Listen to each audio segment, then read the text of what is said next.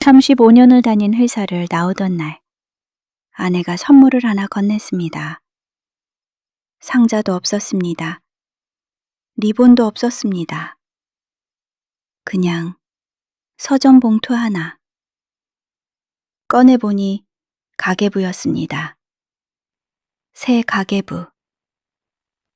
저는 그 자리에서 아무 말도 못했습니다. 웃어야 할지, 화를 내야 할지도 몰랐습니다. 그리고 그날 이후 저는 정말 이상한 시간 속으로 들어갔습니다. 퇴직 전날 밤은 잠을 못 잤습니다. 기대 반, 걱정 반이라고 하면 사실 걱정이 훨씬 많았습니다. 마지막 날 아침, 평소보다 일찍 일어났습니다. 넥타이도 맸습니다. 구두도 닦았습니다. 그런데 막상 사무실에 도착하니 다들 바빴습니다. 오후 내내 짐을 쌌습니다. 퇴직 인사를 하러 돌아다니는데 어떤 팀장은 전화를 받으며 손만 흔들었고 어떤 후배는 악수를 하면서 이미 다른 곳을 보고 있었습니다. 그렇게 35년이 끝났습니다.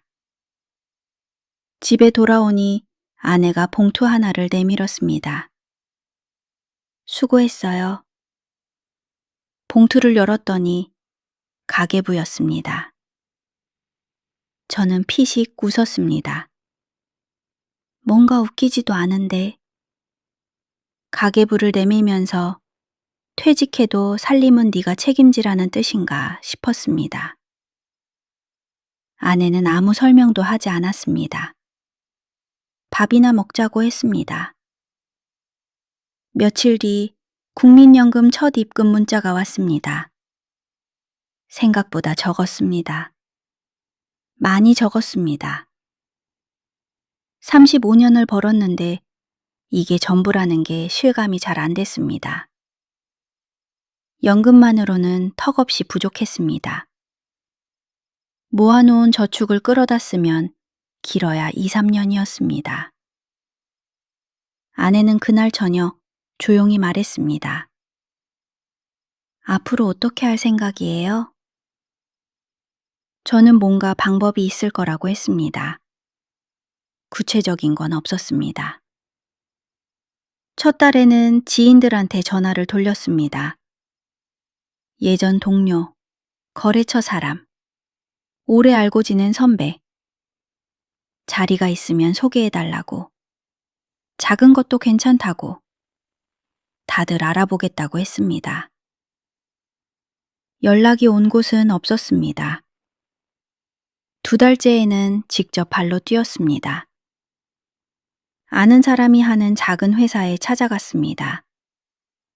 경력을 살려서 컨설팅이라도 해볼 수 있을까 싶었습니다.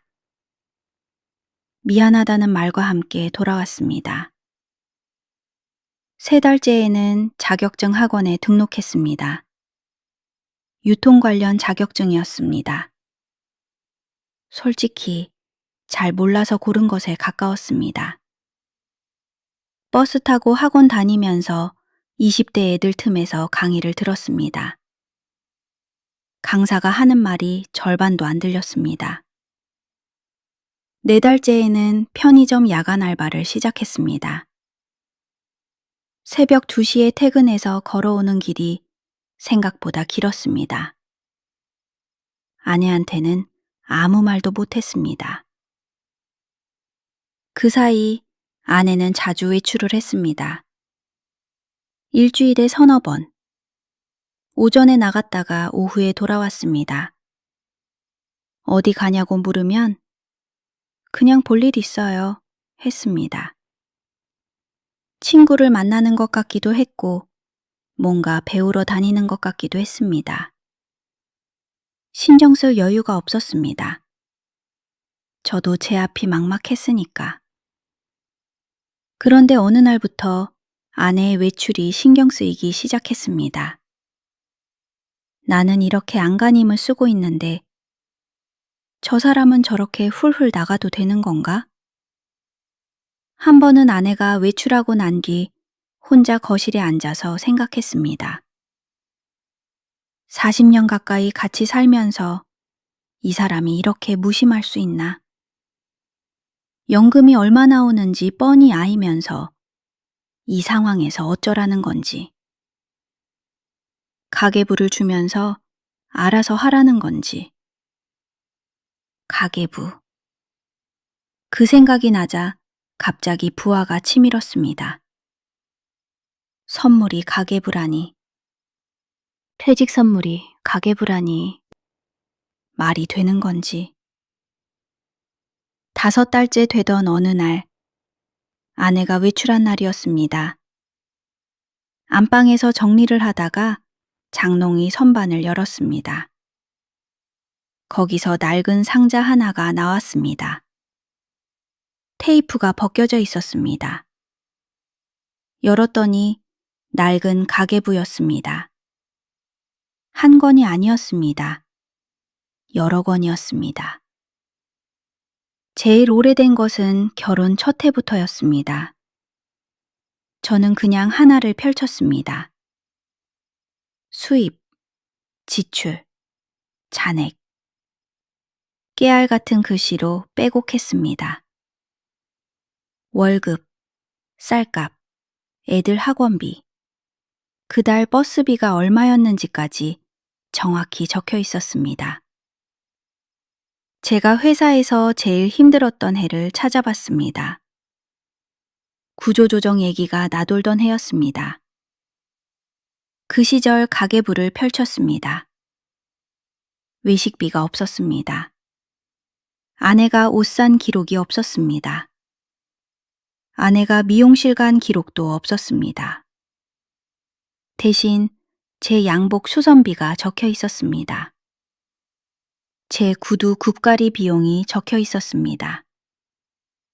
저는 그게 알아서 되는 건 줄 알았습니다. 아내가 챙긴다는 걸 몰랐습니다. 제일 최근 권을 펼쳤습니다. 제 퇴직 예정일이 적혀 있었습니다. 그 옆에 앞으로 바뀌는 수입과 지출을 몇 가지 경우로 나눠서 미리 계산해 둔 표가 있었습니다.